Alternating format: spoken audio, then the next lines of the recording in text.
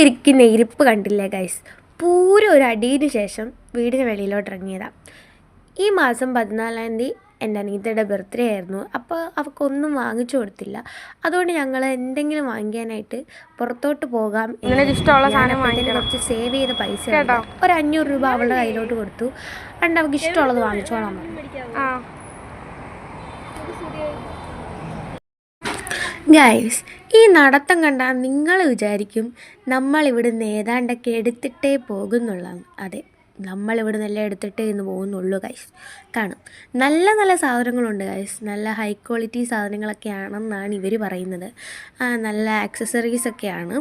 പിന്നെ അവളിങ്ങനെ തിരയാൻ തുടങ്ങി, ഏത് വേണമെന്ന് തിരഞ്ഞ് അവസാനം ഒരു മാല എടുത്തു. അതുകൊണ്ട് ഞാൻ വേണോ വേണ്ടായോ എന്നൊക്കെ ആലോചിച്ചിട്ട് ഞാനും ഒരു ഷൂ എടുത്തു ഗൈസ്. അങ്ങനെ നമ്മൾ മേളത്തെ ഫ്ലോറിലോട്ട് പോയി. മുകളിലത്തെ ഫ്ലോറിൽ കയറിയപ്പോഴത്തേക്കൊന്നും പറയണ്ട ഗൈസ്, നിങ്ങളിത് കാണുന്നില്ലേ എന്തോരം ഡ്രസ്സുകളാണ് കിടക്കുന്നത്. നമുക്കിതെല്ലാം അങ്ങ് വാരിക്കൊണ്ട് പോകാൻ തോന്നും. അതെ, നമ്മൾ വാരിക്കൊണ്ട് പോയില്ല ഗൈസ്.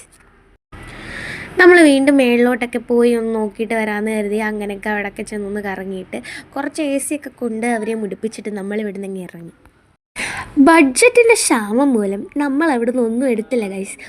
എനിക്കൊരു ഷൂവും അവൾക്കൊരു മാലയും മാത്രമേ അവിടെ നിന്ന് എടുത്തുള്ളൂ ഗൈസ്. നമ്മൾ അന്നേരം തന്നെ അവിടെ നിന്ന് ഇറങ്ങി നമ്മൾ നേരെ SME ചെന്നു. അവിടെ ഒന്നും എടുത്തില്ല. ഇവിടെ കയറി പൈസ ഇല്ലാത്തവർ മിക്കവാറും അടൂരുകാർക്കറിയാം സ്റ്റുഡിയോ അല്ലെങ്കിൽ SM. അങ്ങനെ SMലും കയറി ഒന്നും എടുത്തില്ല. പിന്നെ അവൾക്ക് ഇൻസ്ട്രുമെൻറ്റ് ബോക്സ്, അങ്ങനെയുള്ള ഫേസ് വാഷ്, അങ്ങനെയുള്ള കുറച്ച് സാധനങ്ങൾ വാങ്ങിച്ചു. 500 രൂപ കൊടുത്തു. അത് കഴിഞ്ഞ് ബസ്സിൽ കയറി നേരെ വീട്ടിലോട്ട്. അമ്മയുടെ വായിക്കുന്ന ഫുള്ള് കേട്ടു ഗൈസ്. അപ്പോൾ ഇന്നത്തെ വീഡിയോ ഇത്രയേ ഉള്ളൂ ഗൈസ്. ബൈ.